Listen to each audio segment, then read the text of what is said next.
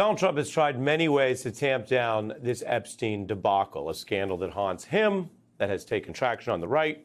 He has pleaded with people to let it go. He's called it boring. We have reporting that he and aides have pressured MAGA voices, basically cajoling or threatening them to say, please let this one go. Some podcasters all but admitted that.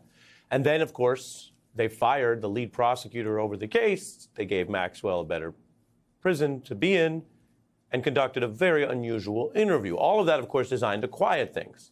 So here we are on Labor Day, going into the return from summer, a time where the Trump allies said this will be done by then.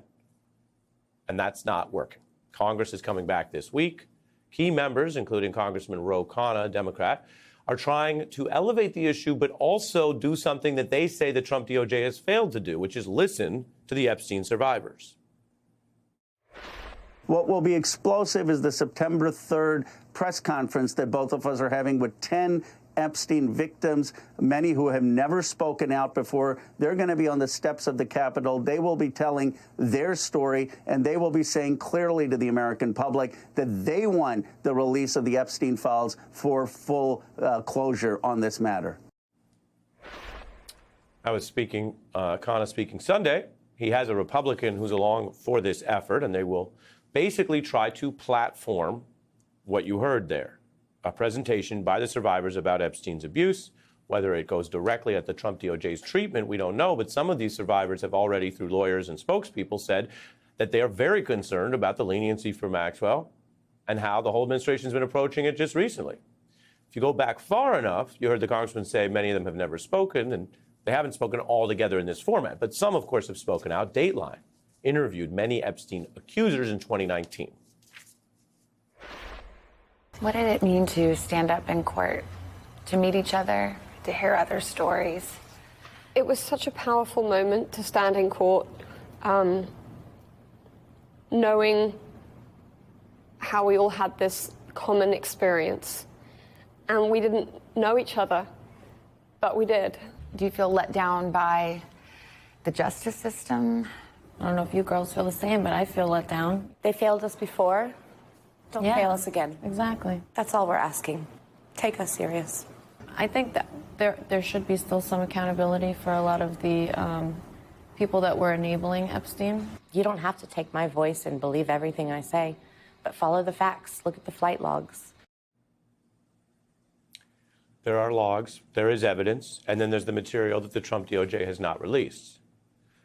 Then there's the fact that they've been helping Epstein's only convicted co-conspirator, Ghislaine Maxwell, and surfacing or providing what is not considered credible testimony, someone who's convicted, and just appealing their conviction, which means they continue to have to maintain that they're innocent in some way.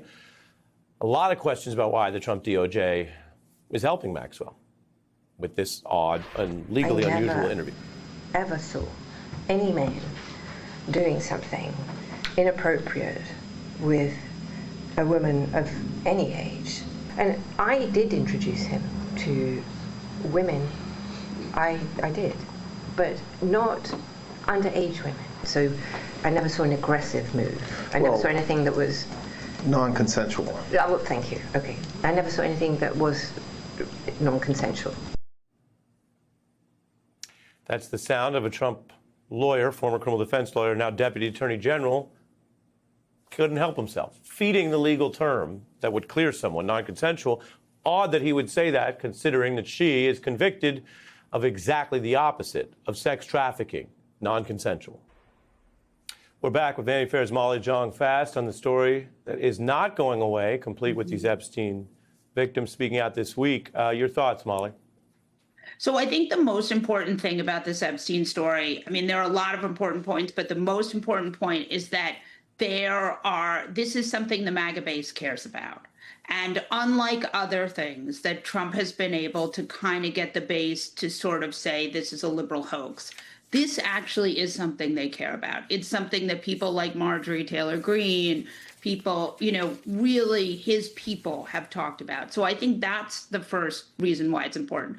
The second is there are all of these victims who are children. More, the numbers are more than 200 probably, those are astounding numbers. I mean, this guy did this for years and years and years. So I think that these victims, there are so many of them, their stories are so horrendous. Their childhoods were ruined by this guy. And I do think that hearing them speak is very affecting. And, look, Mike Johnson sent Congress home early because he didn't know how to handle this situation. And it's important to pull back and remember, Mike Johnson is very new at this. He serves at the pleasure of Donald Trump. He's basically put in there to sort of do what Trump wants. So now he has a problem, which is really a problem that's not going to go away for Trump. And what he did was try to sort of get out of it. And I don't think that works. And now everyone's back, and it's still the same issue it was before. Right. And as we've documented, there are different chapters to this. Donald Trump could have an unseemly or embarrassing social link to Epstein without having committed any particular crime in that realm. And so it may just be, sometimes people are hiding because they're embarrassed, not because it's the worst case scenario. But that's only the old chapter before government. The first Trump administration oversaw what is now the most suspicious in custody death, maybe since Whitey Bulger, maybe eclipsing Bulger. And Maxwell, who is not very credible for all the reasons stated, didn't even bother to say, and I'm making a very clear point here, even while trying to help Trump a bunch, she didn't bother to say, yeah, and you guys probably did a good job securing the prison where he, according to the story, killed himself. That's not what she said.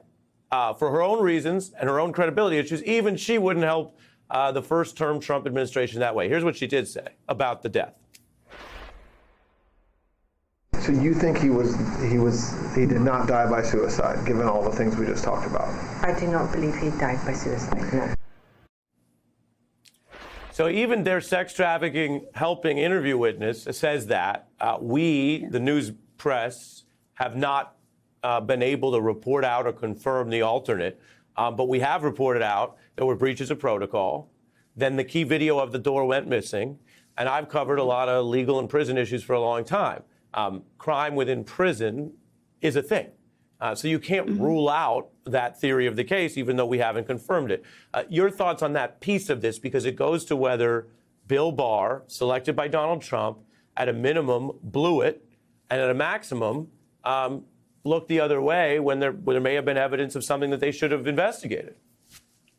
Yeah, I think that's a really good point. And look, the whole thing is just so suspicious. Even if there's no there, when people are talking about it, Donald Trump loses, right? Alex Acosta gave the sweetheart deal, ended up in the first Trump administration. Like all of it, it could be nothing. We don't know what any of it is. But even still, at every point, clearly the way he's behaving makes it seem as if he's not feeling good about it, right? If nothing else.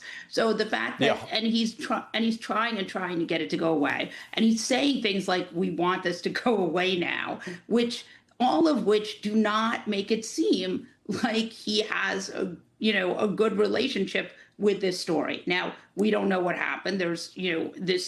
Which is why there are so many conspiracies around it. But it is just, I think, really problematic for him. And the other thing is, I was interviewing this Maine Senate candidate, Graham Plattner, for talking to him, and he was talking about all these MAGA voters. And I was saying, well, are you seeing any kind of remorse or any kind of, and he said, well, they don't like the tariffs. And he said, you're going to think this is crazy, but a lot of them are really upset about Epstein. And I think that having an administration that was saying, we're going to reveal, we're going to reveal, we're going to reveal. I mean, Pam Bondi saying it's on my desk. And then 2 weeks later being like, no, we're not talking about this.